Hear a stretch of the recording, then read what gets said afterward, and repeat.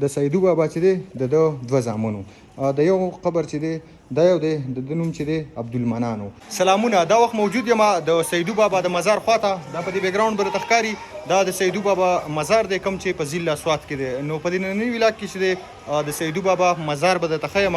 نو راځئ دا ولاګ چې دی سکپ کوئ او تر اخیره پورې وګورئ.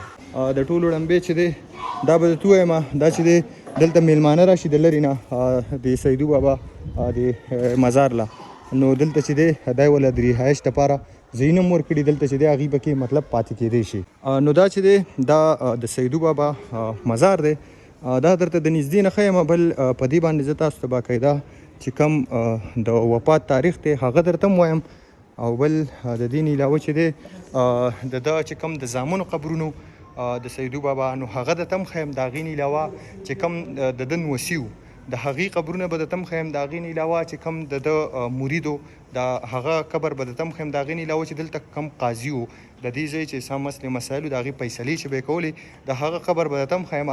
دا چې دی د حضرت شیخ عبدالغفور مجید صاحب سیدو شریف سوات. د سیدو بابا خپل نوم چې و نو هغه شیخ عبدالغفور مجید صاحب و. په سیدو بابا چې دی په دې مشهور و. د سیدو بابا چې دی د ده دوه زامنو. د یو قبر چې دی دا یو دی د ده نوم چې دی عبدالمنان و. بیا د ده زامن چې کوم دی د سیدو بابا د زوی نو د هغه دوه دغه قبرونه دي. یو دا قبر دی مطلب دا چې د ده درې زامنو. نو د دې نه علاوه بل زوی چې کوم و نو د هغه قبر درته هم ښیم. د بل زوی نوم چې دی هغه عبدالخالق و. د هغه چې دی دا یو قبر دی. بیا د ده چې دی دوه زامنو. د یو زوی چې دی شیرین شهزاده نوم او د بل چې دی د هغه سید باچا نوم. د دې نه علاوه د ده چې کوم مرید و نو د هغه قبر درته هم ښیم. نو دا د ده د مرید قبر دی. د ده نوم چې دی عبدالحیات و. دا قبر دی. د ده نه علاوه دا چې دی نو دا د سیدو بابا چې دی مطلب قاضي و چې کوم څه مسلې مسایل به دلته نو د هغې فیصلې به یې کولې. نو دا د هغې قاضي قبر دی. د ده نوم چې دی عبدالرحمن و.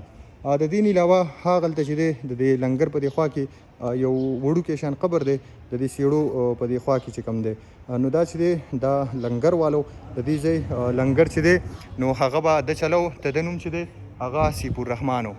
د دې نه علاوه دغه جومات دی مخامخ نو دا درته هم ښیم. دا جومات چې دی ډېر یو ښکلی جومات دی. د الله کورونه چې کوم وي هغه خو ټول ښکلي وي. خدایون چې پکې وي نو دا بیا ډېر ښکلی وي که نه. نو دا وګورئ دا چې دی د سیدو بابا د مزار سره چې کوم جومات دی نو دا هغه دی. دا درته هم ښیم. دا بار برنډه ده. دا چې دی دننه ورته انټر کېږم نو دا وګورئ دا یې دننه جومات دی. یو ډېر سیوا یخ هم دی بل ډېر غټ جومات دی.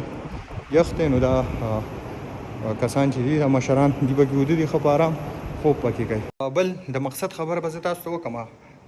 دا خو زه په هر ولاګ کې یم کوم د باباګانو مزارونو ته چې ځم نو زه هلته چې دی د هغې ولاګ جوړوم. زه پکې دا خبره بار بار کوم چې داسې قسم چې کومې هستیانې دي نو هغه زموږ د دوا محتاج دي.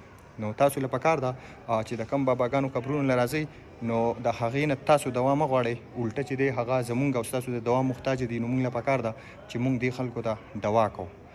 نو دا دی چې د دې خلکو دیدار کول پکار دي. ولې د الله ته ډېر نږدې خلک وو نو چې د دې مزارونو ته موږ راځو او موږ ورته دوام کوو او راځو دیدار وله کوو نو په دې به موږ ته ډېر غټ ثواب میلاویږي. نو بالکل مزارونو ته تاسو ځئ د داسې باباګانو چې کوم مزارونه وي هغې ته ځئ او تاسو ورته الټه دوا کوئ خو تاسو ته دوا مه غواړئ ولې چې دا ډېر غټ شرک دی. نو که دا نننی ولاګ هم خوښ شوي نو لازم چې دی لایک کمنټ وکړئ. مخې ته یې نور یارانو سره شیر کړئ. که زموږ پیج چانې فالو کړئ نو مزید د ښه ولاګونو دپاره د ښه تاریخي ځایونو دپاره زموږ پیج لازم فالو کړئ. د بل ولاګه پورې د الله په امان.